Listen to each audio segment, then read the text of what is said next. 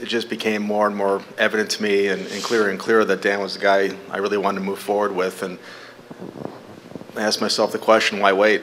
And timing-wise, it felt like the good thing to do, the right thing to do for both Dan and his family. And having a few days off here between rounds 1 and 2 was probably the right time as well for our team, and very well deserved. How has this ride been through the regular season and now the postseason, now to today when you get the head coaching position permanently? Well, you know, there's whirlwind was used yesterday. I've heard that word a couple times about the year. You know, I think I'm the type of person that has short-term goals and long-term goals, and you know, yearly I evaluate those and adjust them. And the beginning of this year was not, you know, one of my short-term goals for the year was not to coach in the National Hockey League. So the events of my first time as being a head coach in Wilkes-Barre and 50-some-odd games, then coming here and you know, having the record that we did in the last 25 games, getting into the playoffs here, those are things that you kind of had to reevaluate halfway through the year.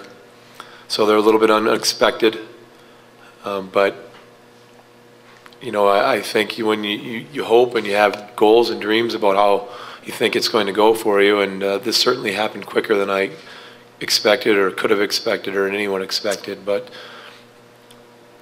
you know, if you saw my sheet of goals, that these were all on there.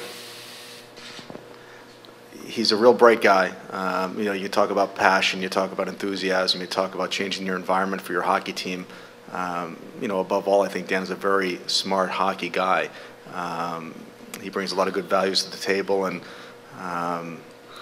you know, I think what I talked about when I made a coaching change was what I was looking for in a coach was someone that can grow with this team, and he is certainly a guy to do that. And I think this team, hopefully our best days are ahead of us. I believe Dan as a head coach in the National Hockey League, his best days are ahead of him.